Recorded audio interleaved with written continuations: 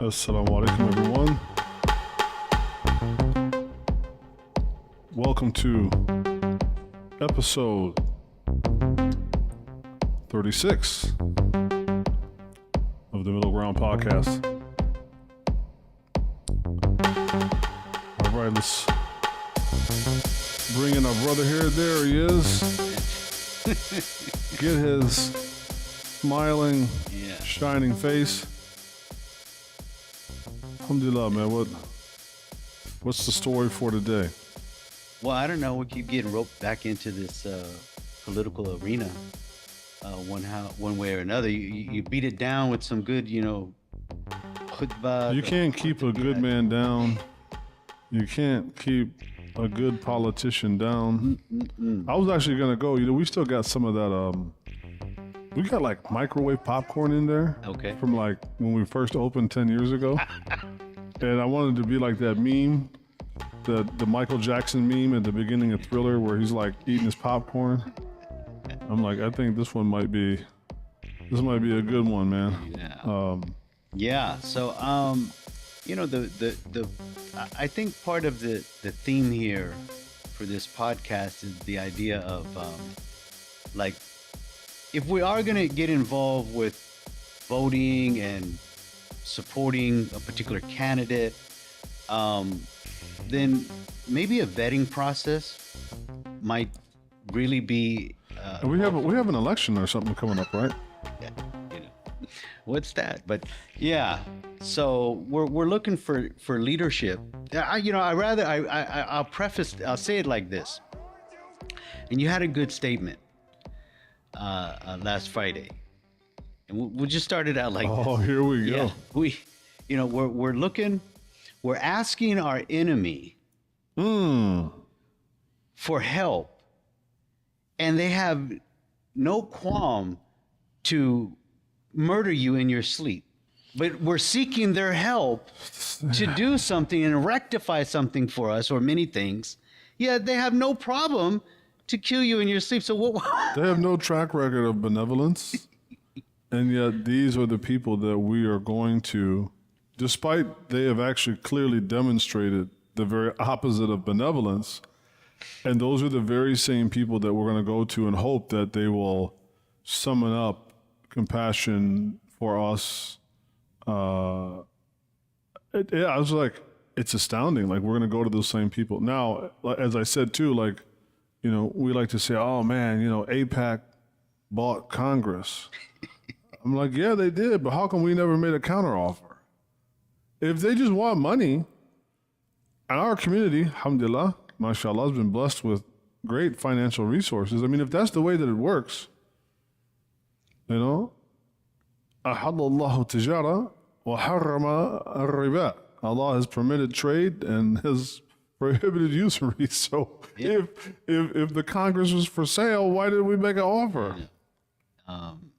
So I think the focal point here is really as one of the religious minorities. I don't think we're a minority, but yeah, I mean, what are we really doing here, engaging in this? And you made clear that in politics, you made clear that there's an overwhelming support of ulama throughout history, that if this is the system that you're engaged with, okay, you should probably engage with it to change for the good if you can. Yeah. But we keep relying on particular individuals to do that for us, or we'll get involved with it while compromising some of the values of Islam just so we can be accepted. And so another good point you brought up, it's not maybe necessarily we need to be directly involved or to get a candidate. Rather, maybe we need to change the system in and of itself. There's an undertow here that usurps even a good American candidate or a Western political figure. Forget the religion. Yeah, I mean, Well, we'll get into that. So well, alhamdulillah, I went to this banquet fundraiser this weekend Okay. in which a certain notable figure was invited to be the keynote speaker and uttered sundry pleasantries at this thing. And I know people kind of got fired up about it. And it's no mystery. Like, I went to the Islah fundraiser. And let me just preface this. I love Imam Jihad. I love the Islah community. Oh, yeah, we do. That's why I went, because I wanted to, whatever little support I could, I want to throw it behind it, right? But I was dismayed and a little bit worried, and not just myself. I know a lot of people were really kind of taken aback by some of the words that were said by Green Party VP nominee Dr. Rudolph Bilal Ware. And I know that he's, in this position, and along with that has come some notoriety. So he's been on the Breakfast Club or whatever that thing is, right? I told you I'm not going to say his full name. Charlemagne. I'm not going to say the other part, man. I'm not gonna say there was a ridiculous name, but anyway. So he's definitely been on there, and I understand the sentiment of seeing somebody that, at least on paper, is one of you, being part of that whole process. That being said, there were some things that were said in his talk and his speech that were really problematic from a couple of points of view. Because I feel like, understandably, Muslims and many other people, including millions of other non-Muslims, are completely disgusted and frustrated with the Democratic Party of how they've handled this situation in Palestine, and now looks like going into Lebanon and Iran. And so understandably, they're very, very disgusted with that. And they are leery of the Republican Party because of, not just simply Trump himself, who, I think Trump has maybe said, Trump says lots of stuff, right? And undoubtedly there's some people in his party that are clearly anti-Muslim and are very much also pro-violence against Muslims. And, it's funny, he kind of commented on that. I don't know if you saw some clips from the Joe Rogan, right? When he sat down with Joe Rogan and talked to him, and he talked about John Bolton. And he's like, man, that dude he's a nutcase, But then he said, but he served my purposes when I had to go to Iran, and he could threaten them, right? So it's also understandable that Muslims are not so enthusiastic to jump to, the other side of the other category. And so along comes the Green Party, and of course, Jill Stein, brings Dr. Bilal into her cabinet as the VP. And so politics being what it is, it's obviously good optics. Sure. That you have a person of color, and then you have a Muslim, and so you kind of it fits the optics very, very well. That being said, there were some things he said in his keynote speech that echoed what I said in my khutbah on Friday as being a big problem. Is the language in which we're engaging one another over politics. And so one example was how he disparaged Muslims who were opting to sit out entirely. Like, there were Muslims saying, look, I definitely ain't voting for Harris, and I don't feel that my conscience is much more assuaged with Trump, and there's some policies in the Green Party that I am uncomfortable enough with that I don't feel like I have to constantly make some lesser of two evils. I'm not interested in a lesser of two evils argument. And so I'm just going to sit out voting entirely. To which Dr. Bilal said that, these kinds of people will have to answer to Allah on the day of judgment, and impugning their character, and then also belittling personal piety. Like, he made several comments during his speech that essentially, if you are not all about social justice and black liberation and on and on and on, then your personal piety is basically hypocritical and defunct and is worthless. And like, you know, and it wasn't just me. There were many, many other imams and scholars that were there in the room, and, you know, they were all kind of shooting me these glances out the corner of their eyes. And I was like, well, number one, what are you looking at me? I'm on the guest list, dude. I didn't, you know, I have nothing to do with how this was organized whatsoever.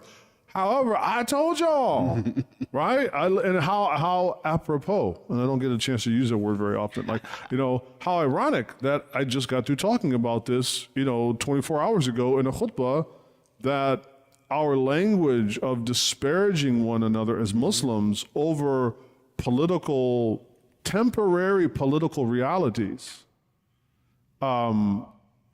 this is really problematic. And so that's why I picked the title of today, was, you know, talking about optical illusions, you know, the optics, you know, politics, optics, and optical illusion. And I feel like we ourselves need to not be so easily satisfied with the optics of something. Yes, you know, the Green Party is, in this particular election, probably going to draw away a lot of voters from Harris and maybe even some from Trump. And so, you know, I still don't think there's a snowball's chance in hell of them actually winning the election. And I think they know it as well. But they seem to be, at least, I mean, she's been having interviews and seems to have achieved some small traction and footprint, you know, in the media. That being said, we shouldn't be overly satisfied just with the optics, like, oh, we got a Muslim in there, because take a look at the Green Party's website. I mean, you and I talked last night, and I just went over a very cursory view of the Green Party's website and some of its policies on things like transgender. And Dr. Bilal Ware, I made a video, I don't know, last year or earlier this year, but of which he, you know, also disparaged Muslims that took a normative Islamic moral position on so-called homosexuality, on same-sex acts, on same-sex attraction, and disparaged them as being mean-spirited and not aligning with the spirit of Islam, and just aping and imitating the talking points of the Christian right and on, as if because there happens to be a dovetail or an overlap between the morality of Islam and the morality of Christianity, if that happens to overlap, especially if it's espoused by the right of Christianity, oh, well then, you know, we've got to get rid of that altogether, right? And so he has said he's said some things that are very, very troubling, not only to me, but I know to many other Muslims that are like, you know what, I don't know if I can feel comfortable to stand behind this party. And that I understand the arguments, or, you know, and I'm not just saying this, but they're saying, you know, we understand the arguments of wanting to punish the Democrats. Well, I think you can punish them even by not voting. And again, we cannot disparage people religiously, moralistically, if they say that I'm not voting, you know, I'm not going to vote this time around.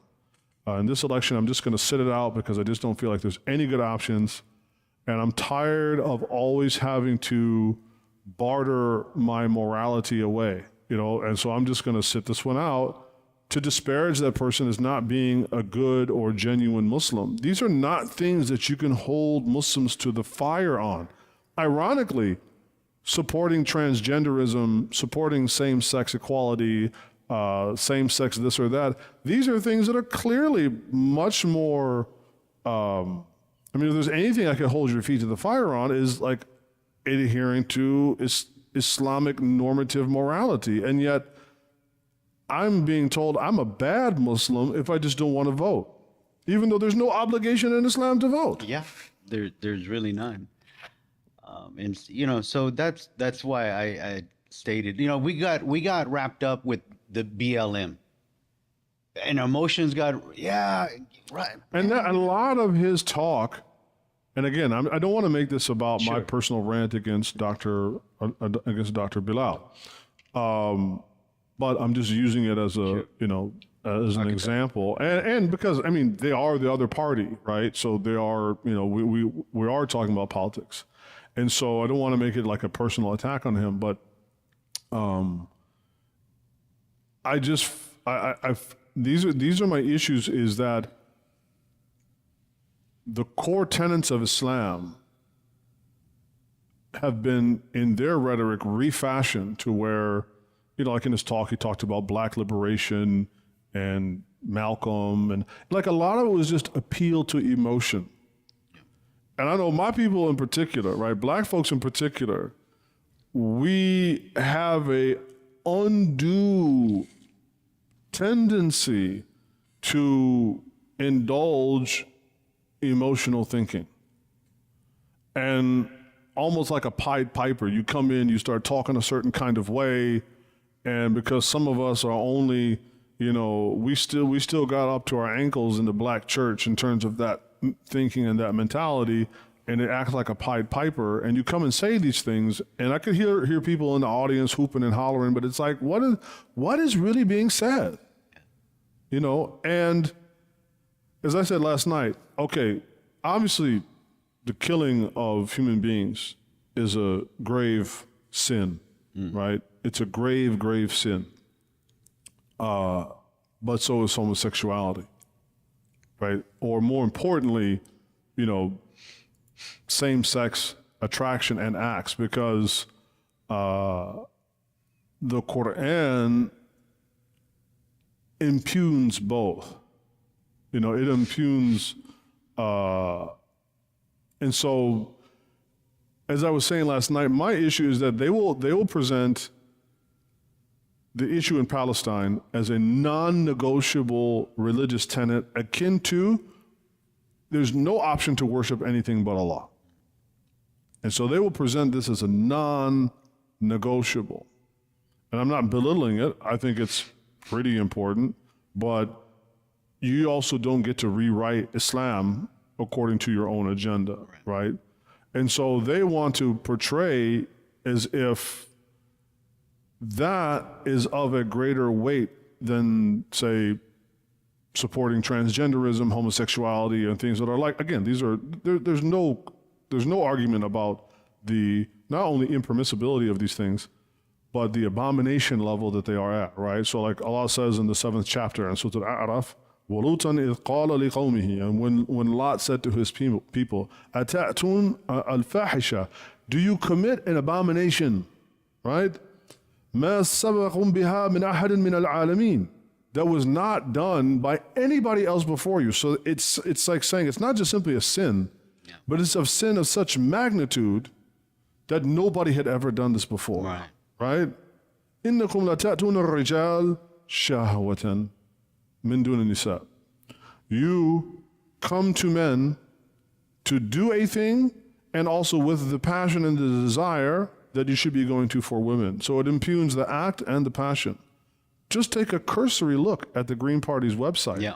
It is pro-LGBTQ trans up and down.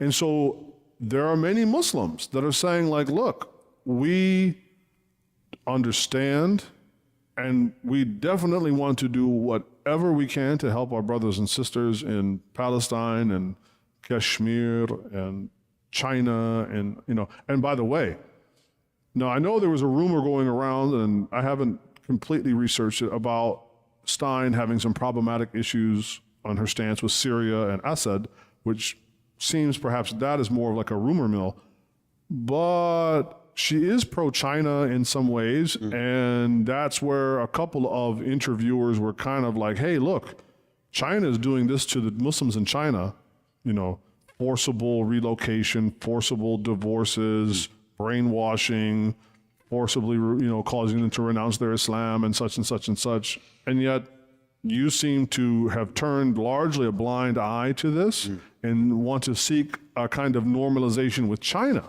Well, that's part of what's going on now. We don't want any normalization with Israel when they're doing this to the Palestinians, but then you're going to turn around and say, well, we're going to try to have some normalization with China, knowing full well. So my thing is like, you're very selective about, in terms of your rubric, that is determining your moralistic positions, but you're presenting them as transcendent and beyond the pale of argument. And anybody that happens to differ with you or disagree with you is castigated and labeled basically a munafiq. In fact, not basically, he has called people hypocrites.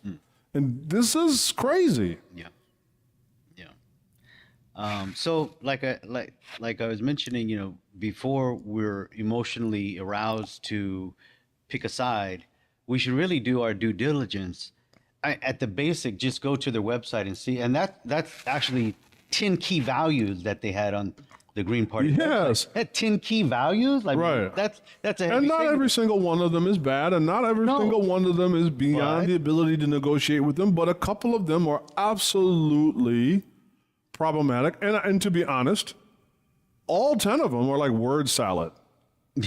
You know, they're all constructed in a way to basically make, it's like when you look on, it's like if you buy a Twinkie, it looks good, it smells good, and it tastes heavenly. But then you look at the ingredients, and it's like a word salad of like, what the heck is this, right? You go on their website for their list of 10 whatever, and it's like, some of these and then are very problematic, like his thing on, or their thing on feminism and gender equality. Now, again, I know some Muslims, the red-pilled, version, feminism, down with feminism. Okay, but I'm not necessarily like violently opposed to feminism, but I probably am going to be opposed to it on some levels or another, right? I'm not saying that there aren't actually some arguments that some feminists make that might make some sense in certain contexts, and most importantly, to certain degrees or scope, right? But the fact that you put that in there as feminism and gender equality, and you're not only talking about the pay gap, we understand that it is going to be connected to the whole LGBTQ movement and whatnot, because gender is up for grabs, at least for some people.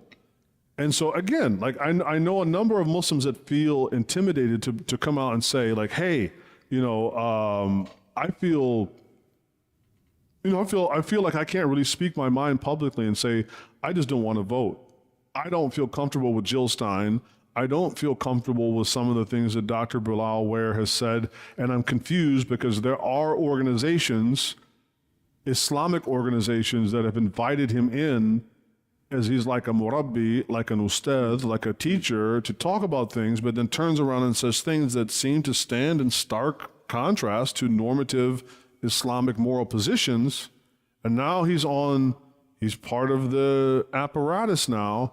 You know what? I just don't want to vote at all. Right. But now I'm being labeled by certain people as like a bad Muslim because I just don't want to participate in that. Yeah. And that's a problem. That is the problem. And so, I mean, the arguments are that engaging in a system where the foundation is corrupt, the system in and of itself is corrupt, which then becomes pervasive of all those involved with it to be corrupt, is that, hey, we don't want Muslims shouldn't involve themselves with this and these types of politics, because you're going to compromise your belief at some point, or some of it. You'll endorse un-Islamic laws, and you adopt practices contrary to Islamic teaching. So this becomes kind of the argument where, hey, be careful.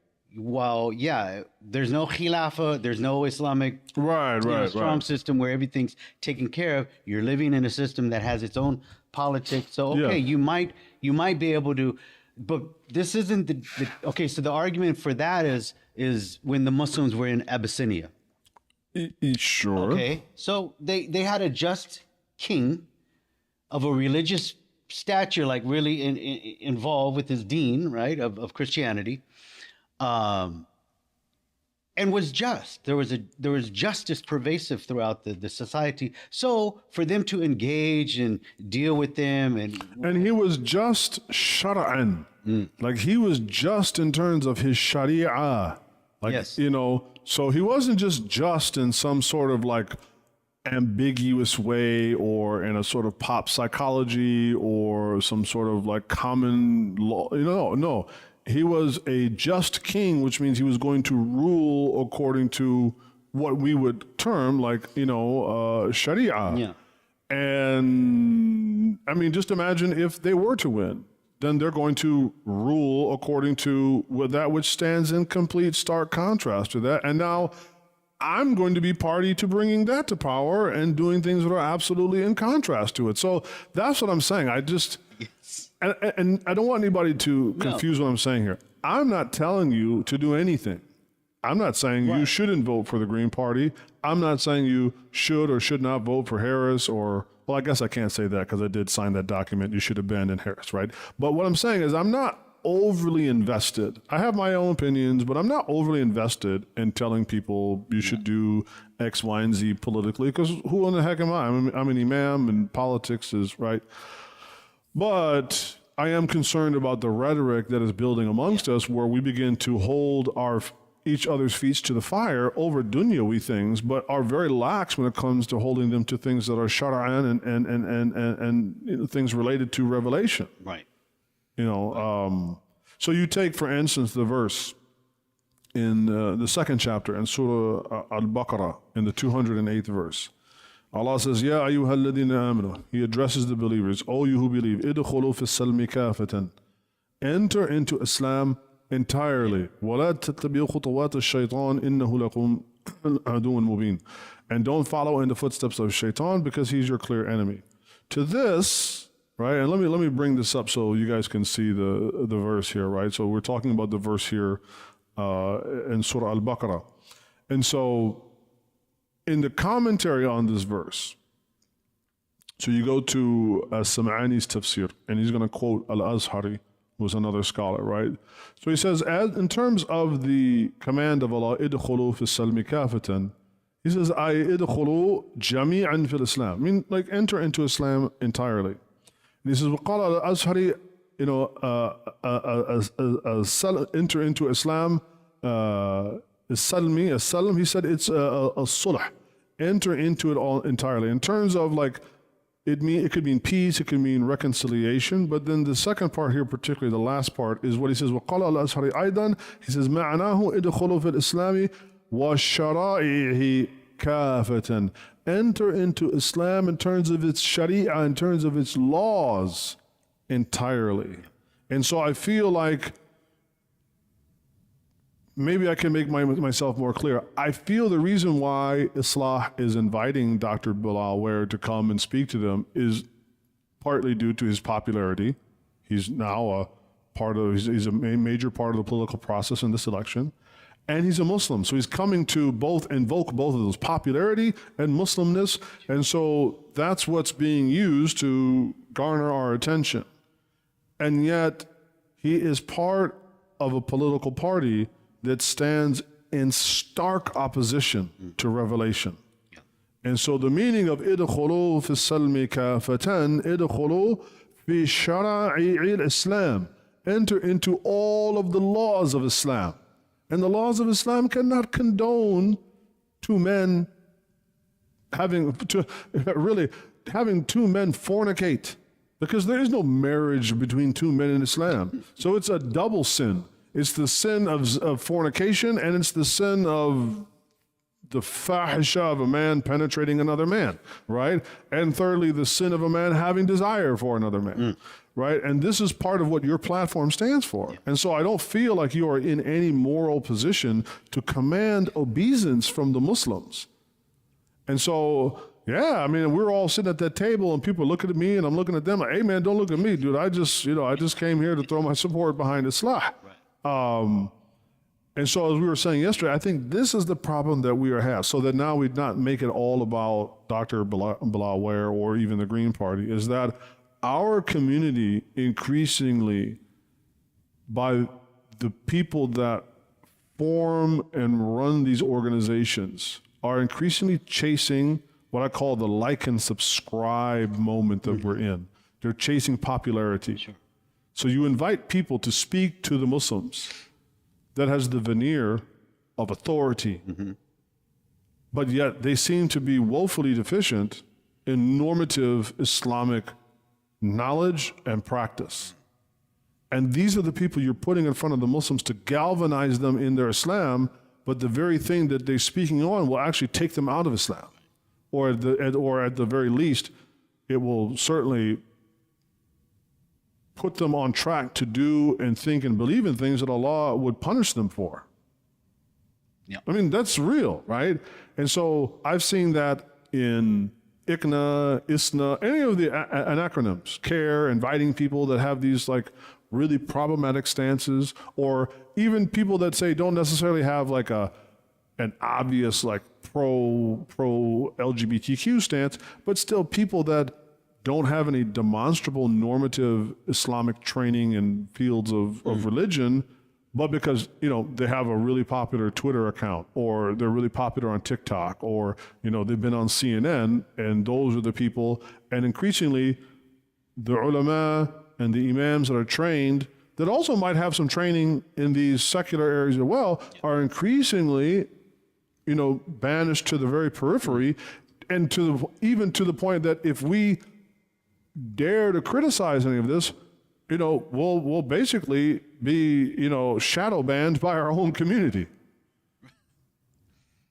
Yeah, this is another issue of divisiveness that really needs to be grappled with in a way, in a very scholarly way. So this is one of the purposes of this podcast, this discussion today, and not to dissuade people from, you know, getting involved with politics. Again, like we said, we're not here to vote, don't vote, but really think about and take in consideration from an Islamic lens, not an emotional base, not my team, your team, race, all of this. Just, we got to hold on. And what did the Prophet Muhammad SAW do? We have to figure out, what did he do? And we have that famous, in his seerah, Ibn Hisham had stated that the Quraysh came to him and said, listen, man, we'll give you the leadership. We'll give you everything you want, man.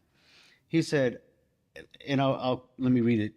Sure. Verbatim. So he replied, by Allah, if they put the sun in my right hand and the moon in my left hand, on condition that I abandon this course, I would not abandon it until Allah made it victorious, or I perish therein. I'm not going to stop delivering this message, establishing this deen. You can give me everything you wanted. I'm not doing it. No, what's funny is, man, now you're bringing this up, and this is not scripted. I had no idea you were going to quote this, right? Guess what he said at the very end of his speech? Again, I'm not trying to make a personal attack against Dr. Bilal, but at the same time, there was just some things that were said. So after all of these things that were said, many of them very problematic, of which maybe I can go into later, because again, I just don't want people to get caught up in the controversy of, right? But the very end of his speech is like, and I promise, you know, that I'm going to, you know, be this great Muslim politician and and that if they put the moon in my right and the sun in my left, like literally quoting this very same thing, but you're standing and supporting things that are the very opposite of the man that you're quoting, sallallahu alaihi wasallam. You're quoting and this is my problem of popular religion that is co-opted and used and becomes completely utilitarian. So like in his talk, he talked about Musa, he talked about Fir'aun, he talked about Nimrod and Ibrahim, right? Nimrod and Abraham, Pharaoh and Moses. And he only talked about it in terms of like either white supremacy or oppression or these other things, which that is undoubtedly part of the story. But the other major part of the story is that what? They thought they tried to make a claim to being God themselves. It was about Tawheed, but that was never evoked once in his talk. And I've known that, you know, there's a great book written by Vincent. Oh God, man, Imam Suhaib is he's gonna club me over the head. Vincent something or other. But in one of his books, when he talked about like religion, politics, and secularism, he noted that you had people like Dr. Martin Luther King, that when they talked very much as like a Christian preacher. Mm-hmm. And then by the time you get to Barack Obama, right, you get this humanitarian language, right? So you have the same fervor and, it's kind of like in a dissonant key of religion, but it is now an entirely different modality whatsoever, right? And so they want to invoke the same emotion that religion invokes and the same passion that religion invokes, but then they want to then deny God whatsoever. And so I was like, wow, like he's talking about Moses and he's talking about Pharaoh, and he's talking about Nimrod, and how they were oppressive. Yes, that's true. But what is the story of Nimrod, and what does he say? He says, Allah is what he is, yuhyi wa yumit. He says, wa ana uhyi wa umit. Ibrahim says to Nimrod when he's arguing with him and he's debating with him, he says, Allah, right, God is the one that gives life and gives death. And Nimrod's like, what? I give life and give death, right? I can choose whether this person is executed or not. Right. And that's the story where then Ibrahim is like, okay, let me get back to you. And then says to Allah, Kayfa tuhyi wa tumit? Like, how do you give life and death? Is ala tu'min? You don't believe? No. But just put my heart at rest. And we know the story of that in the Quran, where then Allah has him cut up the birds and tells him to disperse them on the mountainside, and they come back together. And at the end, he's just because Allah says kun fayakun, being it is, right? But the story of Nimrod cannot be told despite him being a tyrant, but without also him having a God complex. Right. And likewise, the story of Fir'aun cannot just be about tyranny, where he says, وَأَنَا رَبُّكُمُ الْأَعْلَى, I am your Lord Most High. فَأَخَذَ اللَّهُ, right? And then Allah snatched him and drowned him in the ocean, right? Because of what? Not only because of his oppression of people, but because he had a God complex. It was about Tawheed and Shirk. And yet in the talk, that's never evoked. Yeah. Everything is about a dunyawi, secular victory and achievement. Yeah. And then again, this whole idea of casting aspersions and doubt upon your fellow Muslims if they just don't want to if they don't agree with your assessment of the situation, and that, basically the blood of the Palestinians will be on your hands if you don't vote for the Green Party. No, I'm very serious. This kind of like emotional blackmail. Yeah. But where does the Quran come into it?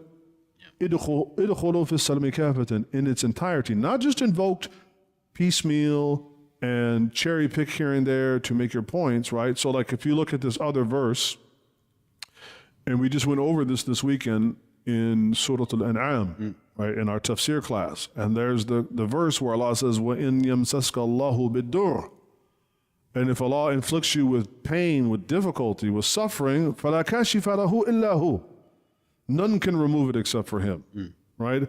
وَإِن يَمْسَسْكَ بِخَيْرٍ, and if Allah is able to bring some good to you, فَهْوَ عَلَى كُلِّ شَيْءٍ قَدِيرٌ, then know that Allah is capable of all things. My point of invoking this verse is that as much as we all want to do what we can and bring relief to our brothers in Palestine and all the other places, we do have to remember the pay grade that we operate on. And that is, I could vote, we could all vote, every single American could vote for the Green Party and do away with Harris and Trump. But if it is not Allah Ta'ala that is the one who is what yukashif anhum, that if it is not Allah Ta'ala that is the one that will then remove it from them, then it will not be removed from them. And so I'm not saying to fall into a fatalism, but at the same time, you should not over-esteem your own capabilities such that you then disparage your fellow brother and sister in Islam, right? That's what I'm saying. Like that, to me, that is unacceptable, as if to bring salvation or victory to the Palestinians is just a matter of the ballot box, and Allah Ta'ala is back to, it's like the founding fathers' view, God is just this great watchmaker, but He doesn't intervene in the affairs of his creation. No, Allah huwa mudabbirul amr. And he's saying, like, look, if Allah wants harm to come to you, none can remove it but him. And likewise, yes, we should have the hope that indeed good can come to them by Allah's leave, and nothing that when Allah decrees it, no Zionist, no American military, nobody will be able to deflect that, and it's all according to what Allah is ultimately going to decree. Right. And I know that we like things to be simple, Simon, but that's not how it works.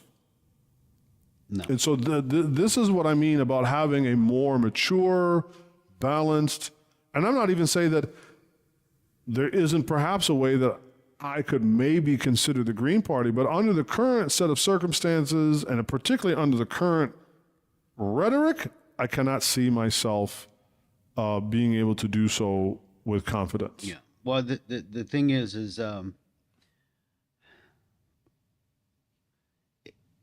if one is to get involved and they see hope, if you will, in a particular party, and especially for Muslims, we should be avoiding partisanship, polarization, and it seems though that's the whole. Every political party rides on that. I mean, that's the result. Is just a division, and in our religion, it is fard, for unity. Yeah, and we're not supposed to. Yeah, and that doesn't mean that we can't engage. I mean, obviously there is a precedent in the statement of the Prophet ﷺ when he talked about the sulh al-fudul, right? When he participated before he was, and this is important, right? Before he became a prophet, before his call to nubuwah, there was when the various Arab tribes came together and they put the black stone on a piece of it and they raised it up together, and right, and he said, I wouldn't ransom 100 red camels to not have participated in that, and I would do it again. And so that statement can be used as a precedent to say that yes, indeed, we can participate in our society in certain circumstances that don't compromise our integrity, as long as the thing that's being done, even though they were mushrikeen, which is, of course, that's the greatest of all sins. They were polytheists, and the Prophet ﷺ was saying, "Well, I'd participated. I would do it all over again." But we're not being asked just to simply put the black stone right in the Kaaba, right? We're being asked to do a whole bunch of other things as well, right? We're asked to give money to materially support that. So it's, even though I know people want to evoke that as an example, and it is important, but it's not quite, the apples to apples scenario that people want to, make that out to be. A good line here is that Muslims should remain principled, focused on the core values of Islam, rather than being swayed by political rhetoric, aligning uncritically with any particular party. Yeah. I mean, in a nutshell, really, really filtering as I do. I sit out. I've sat out before I was Muslim. Right. I just never voted because I just felt the system in and of itself was so corrupt. Even if you got a great person in there, they would be a Diddy. They would be compromised somehow, man. They're going to put him in a bad light, and you're going to do what we want you to do. Put him into bath with some baby oil, They're going to be Epstein or...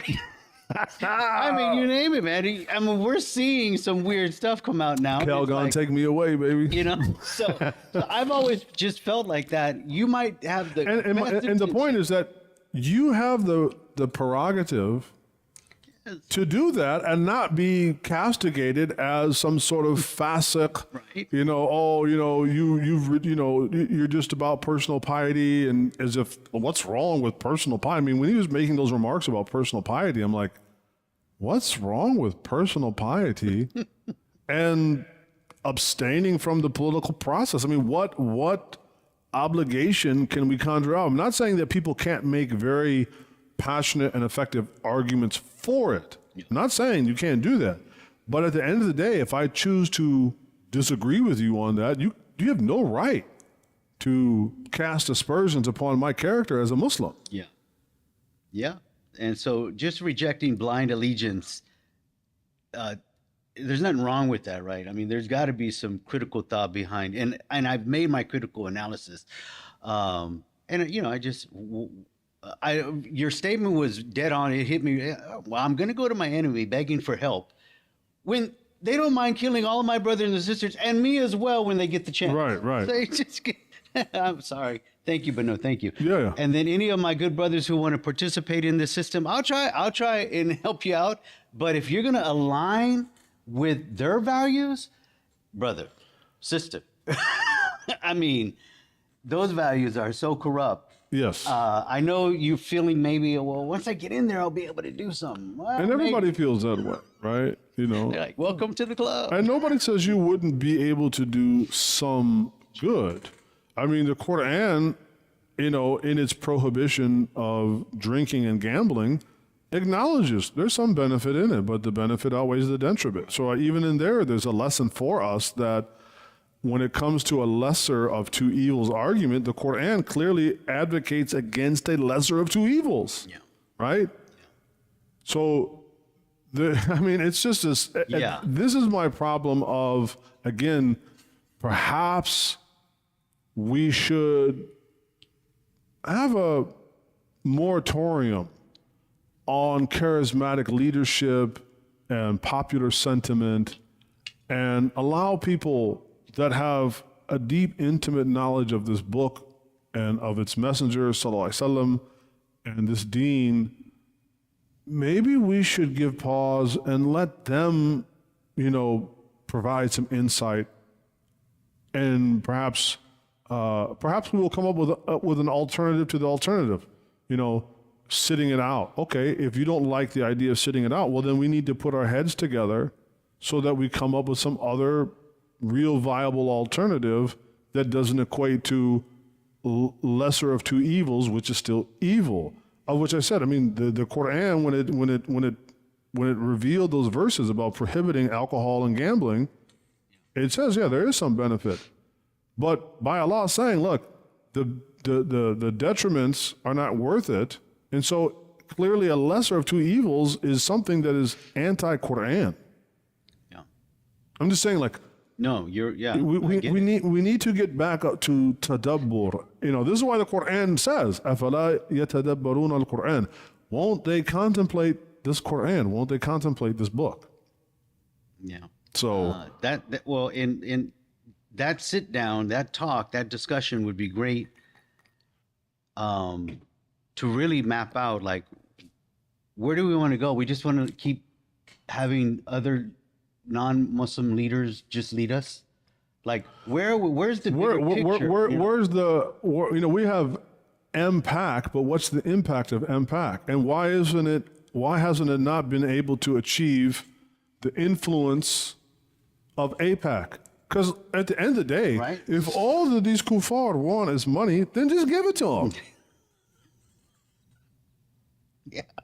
I know I'm probably terribly oversimplifying something here, but I'm just saying, if it's for sale, just go buy it. Clearly to me, these people, it sounds bad, but they have such a bad Jones and habit for this green stuff that they're blowing up their noses. Oh, yes. Right? That you can exploit that. It's pay to play. China's done it. I'm just saying, man. All I'm saying is that is maybe a strategy we should consider and look at. And we pay their paycheck anyways. Exactly. Either way, you're going to cough it up through taxes, or or you're paying with it with your lives. Literally, our brothers and sisters are paying it with our lives, so that again, I think part of this also just comes from a lack of literacy about the Quran. And not only a lack of literacy, meaning that, those verses that talk about, gambling and wine and the bad outweighs the good and there's no lesser of two evils. I don't think it's only that, but I think this also shows the effect of how secularized the Muslim mind has become, that it is preemptively interpreting Islam within a secular context, meaning God does not have ultimate authority. And The only real W's you can get are W's in this life, and the next life is like asatirul awwalin. The next life is like a fairy tale. Yeah. Right? We got to get it. If we don't get it here now, then it doesn't count. Yeah. So yeah, I was really, I'll be honest, I was definitely taken aback, and I was like, we have got to get out of chasing like and subscribe. You've got to get out of this popularity contest and popularity being synonymous with knowledge. We're dumbing our own selves down at this point. Yeah. Yeah. Yeah. So I mean, even we kind of talked about the battle and haq concept, and Muslims are encouraged to pursue haq, and that means not just truth, but adl and the likes of all that is good from what Allah and His Messenger taught us, and avoid the battle, this lies and untruths and injustice. And if that's coupled in any of the activities that we're going to get involved with, in particular politics, then back up, man. Stand. If you're really going to take a stand, stand on that right then and there. Now, we ain't going to go with this and that. I'm running as such and such candidate without all of this. Or at the very least, yeah. Or at the very least, if I just happen to agree with you, it's like saying, like, you prefer roast beef and I like turkey breast. This should not be something of which we slit each other's throats over, or won't pray behind each other over. Yeah. Or no, I'm just saying, like, okay, like, man, fine, I mean, We're still brothers. Yeah. Right. No. Yeah. That's where we need to. That's where we need to get to. So where are you gonna hide after this episode? It might be rough. It might be rough. That's good. Tint my windows a little. What was that tune? Broken glass everywhere. Man. It's getting hard out here. Yeah. Don't push me. Yeah, I'm close to the edge. Don't push me. Well, does that do it? I hope. Leave your comments. Yeah, leave your comments. We'd really like to hear what people feel. And we definitely want you to like and subscribe now. We need some more popularity. Yes. Well, inshallah, we'll see you in the next one. Yeah. All right. Assalamu alaikum.